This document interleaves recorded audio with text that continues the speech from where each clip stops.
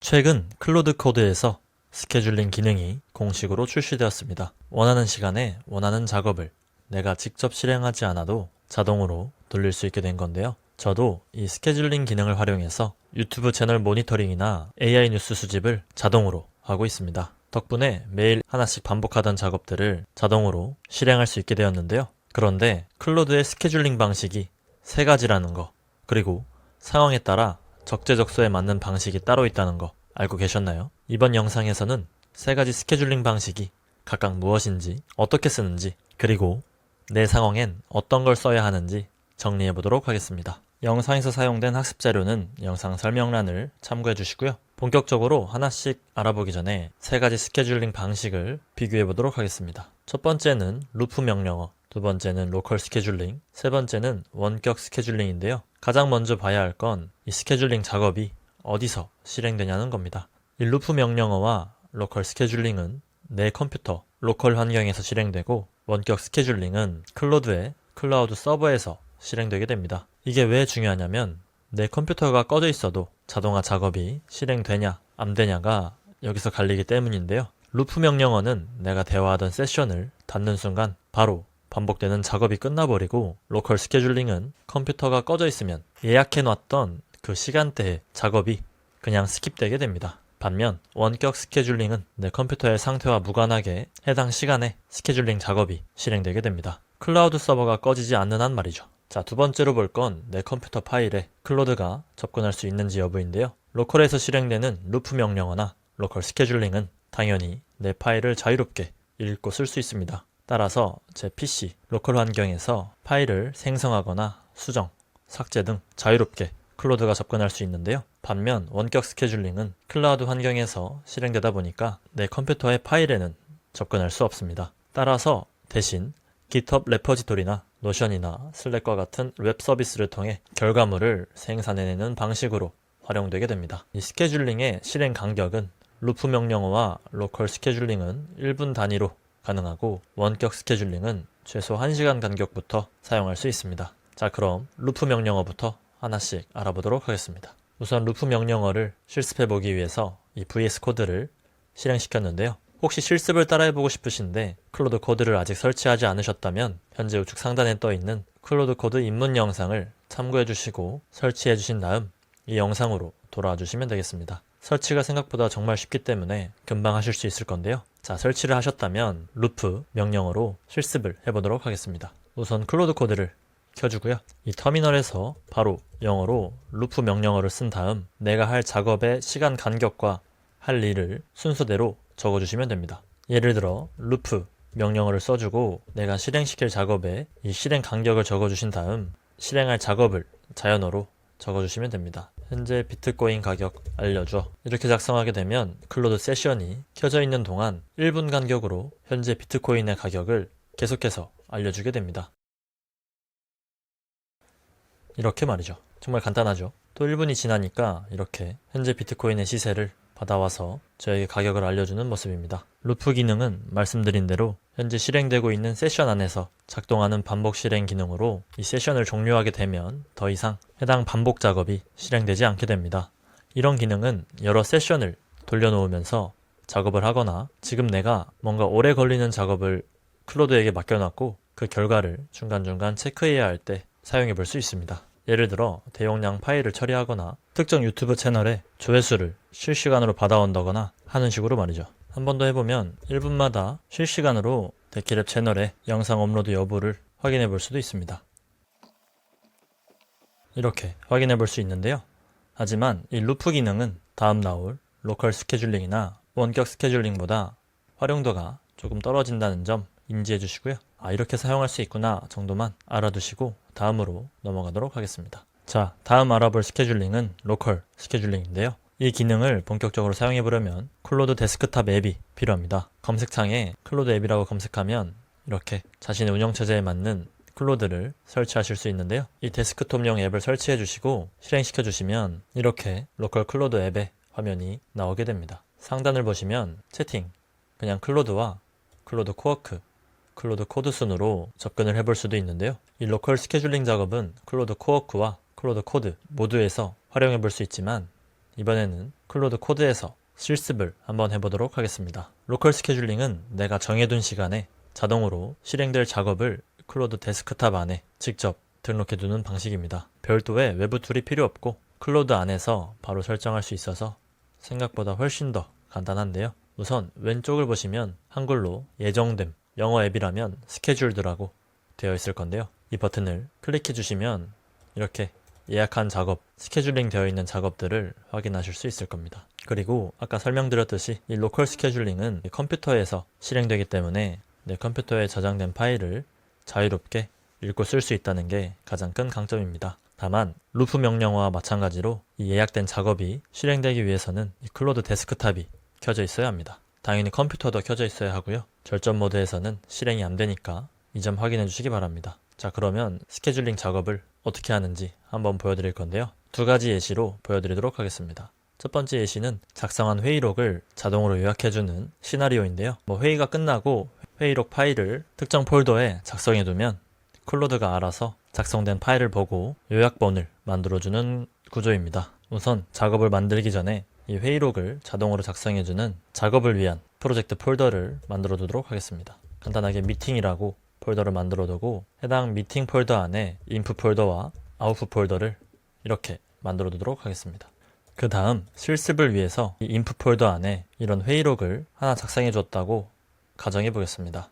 녹음을 해서 STT로 받든 한 사람이 타자로 쳐서 빠르게 회의록을 이런 식으로 만들었다고 가정하는 건데요. 어떻게든 이렇게 회의록을 작성해 두면 클로드가 인풋 파일에 있는 이 회의록을 읽어서 정해진 틀대로 이 아웃풋 폴더에 저장을 하는 구조로 만들어 보겠습니다. 자, 화면을 좀 키우고요. 여기서 우측 상단에 새 작업 버튼을 클릭해 주시고 새 로컬 작업을 클릭해 주신 다음에 내가 생성할 작업의 이름과 설명을 작성해 주시면 됩니다. 저는 작업 이름을 미팅으로 적어주고 설명란에는 이 작업이 뭘 하는지 간단하게 메모해두면 헷갈리지 않겠죠. 회의록을 자동으로 작성해주는 작업이라고만 적어두겠습니다. 그리고 그 다음에 하단에는 실제로 클로드가 실행될 지침, 즉 프롬프트를 적어주시면 되는데요. 이렇게 적어주도록 하겠습니다. 인풋 폴더 안에 있는 파일 중에 아웃풋 폴더에 아직 요약본이 없는 파일을 찾아줘.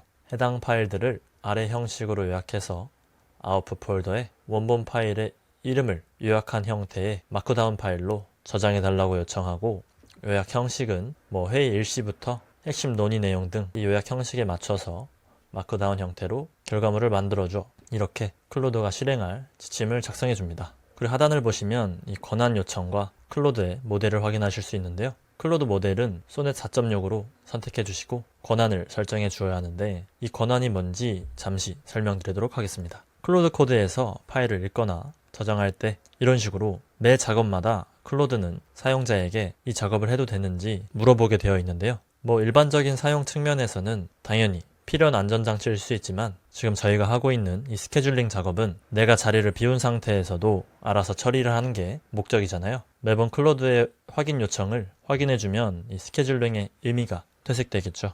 그래서 스케줄링을 사용할 때는 이 권한 건너뛰기를 선택해 주셔야 합니다. 그런데 이 옵션을 활성화하려면 먼저 클로드의 설정에서 체크해 주셔야 되는 게 있는데요. 이 좌측 하단에 클로드 설정 탭에서 이 클로드 코드 탭으로 넘어가 주신 다음에 이 권한 우회 모드 허용을 이렇게 활성화해 주시면 됩니다. 이렇게 해두어야 아까 보셨던 작업 등록 화면에서 권한 건너뛰기를 선택할 수 있게 되는데요. 다시 돌아가서 아까처럼 스케줄링 작업을 적어주고 권한 요청에서 권한 건너뛰기를 선택해 주시면 됩니다. 그 다음 폴더를 선택해 줘야 하는데요. 저는 아까 만들어 두었던 이 미팅 폴더를 선택해 주도록 하겠습니다. 권한까지 설정했으면 하단에 빈도를 설정해 주셔야 하는데요. 번역이 조금 애매하게 되어 있긴 한데 설명서는 아마 매뉴얼 수동으로 실행하는 것 같고 시간별은 1시간마다 계속 실행하는 거고 그 이외에 특정 시간대를 선택해서 예를 들어 매일 아침 9시에 이 작업이 실행되게끔 선택할 수도 있습니다. 저는 매일 오전 9시로 설정해 두고 작업을 만들어 볼 건데요.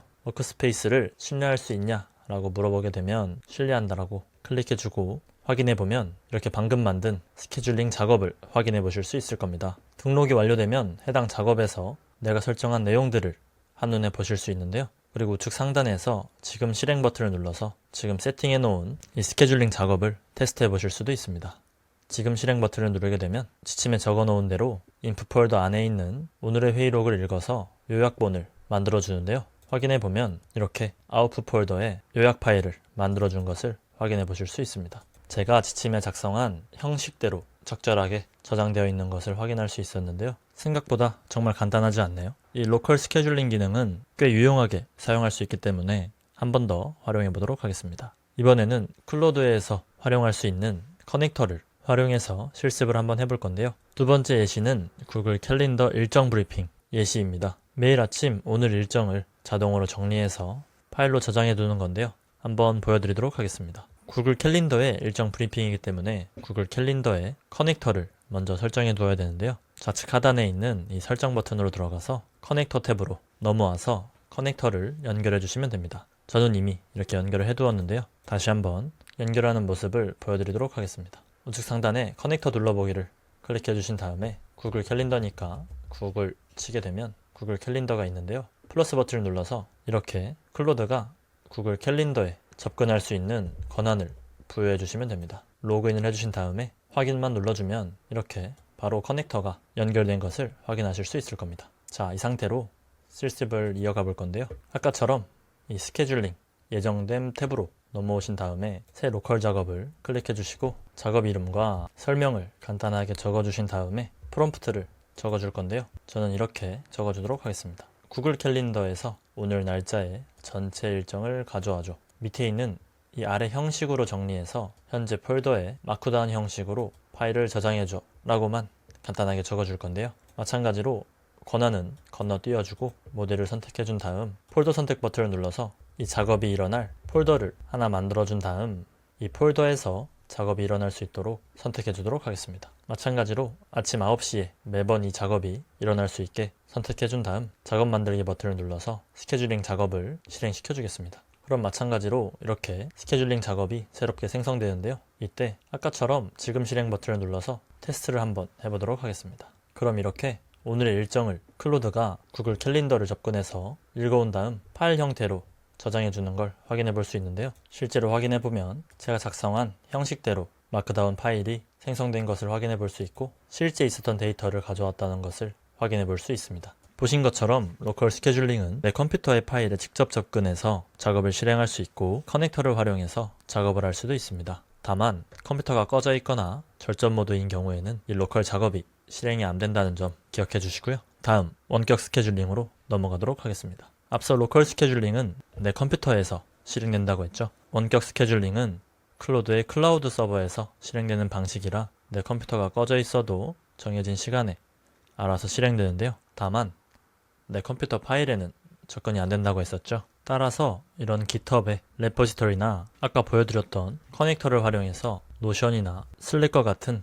도구를 통해 결과물을 저장하는 방식으로 활용하실 수 있습니다. 이번에는 이 원격 스케줄링을 활용해서 매일 전날에 주식시장 뉴스를 수집해서 요약한 다음 노션에 바로 저장하는 워크플로우를 한번 만들어 보도록 하겠습니다. 자, 이번 실습에서는 결과물을 이 노션에 저장할 거기 때문에 이 노션 커넥터를 먼저 연결해 둬야 되는데요. 이 연결하는 방식도 어렵지 않습니다. 아까처럼 클로드 설정 탭에 커넥터 탭으로 넘어오신 다음 커넥터 둘러보기를 클릭해 주시고 노션 검색한 다음 플러스 버튼 눌러서 아까와 동일하게 노션에 커넥터를 연결해 주시면 됩니다. 이렇게 되면 아까 구글 캘린더에서 일정을 받아와서 파일을 저장했던 것처럼 클로드가 노션에 접근할 수 있게 됩니다. 그리고 연결한 노션에 페이지를 하나 만들어주고 결과물을 저장할 노션 페이지도 하나 만들어 두도록 하겠습니다. 노션 탭에서 이 개인 페이지 그리고 페이지 추가 버튼을 눌러서 주식시장 브리핑이라는 이름으로 페이지를 만들어 두겠습니다. 그리고 클로드 코드로 다시 넘어온 다음에 이번엔 원격 스케줄링 기능을 사용해 볼 건데요.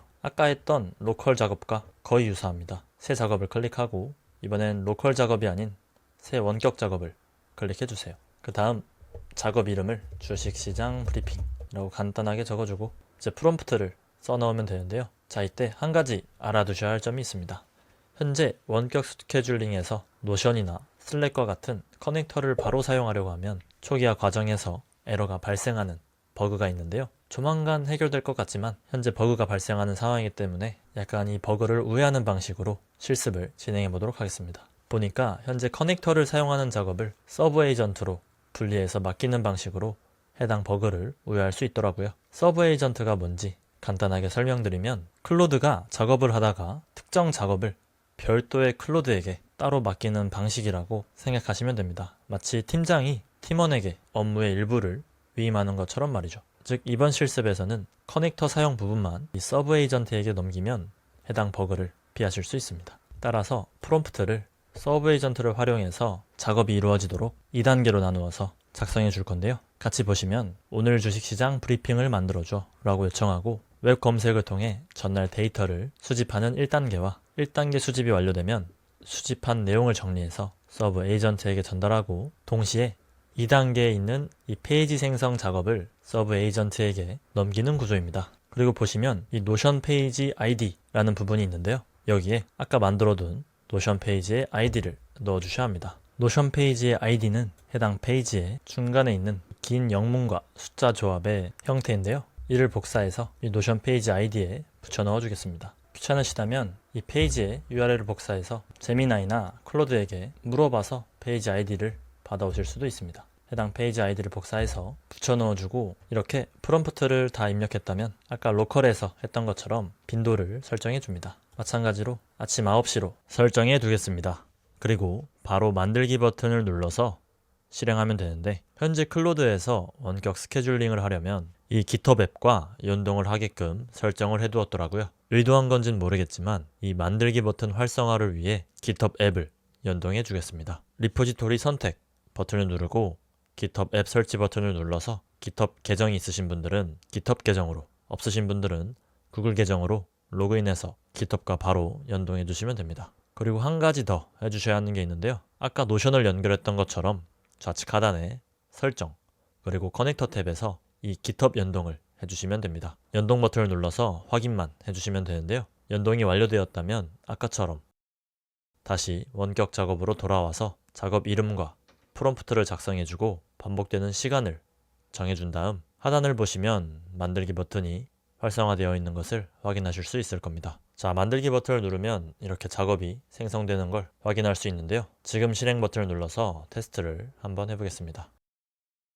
실행된 작업을 클릭해서 보시면 제가 프롬프트에 작성한 대로 1단계에서 데이터를 수집하고 2단계에서는 서브 에이전트에게 노션 페이지 생성을 위임하는 것을 확인할 수 있습니다. 조금 더 기다리면 작업이 완료되고 노션 페이지도 확인해보면 이렇게 오늘 날짜로 주식시장 브리핑이 생성된 것을 확인할 수 있습니다. 이렇게 시장 요약부터 주요 경제 이슈, 주요 일정까지 깔끔하게 정리해 준 것을 확인할 수 있는데요. 말씀드렸다시피 이 원격 스케줄링은 컴퓨터가 꺼져 있어도 정해진 시간에 자동으로 이루어지기 때문에 편리하게 사용할 수 있습니다. 지금까지 클로드 스케줄링의 3가지 방법을 모두 살펴보았는데요. 저도 지금 이 스케줄링 기능을 활용해서 유튜브와 X 그리고 주요 AI 뉴스들을 하나로 모아서 노션 페이지에 정리할 수 있도록 세팅해 두었는데요. 매일매일 쌓이는 이 데이터에서 도움이 될 만한 데이터만 추려서 데키랩 오픈 채팅방에 공유드리고 있습니다. 확실히 일일이 찾아다니지 않고 클로드가 매일 정해진 시간에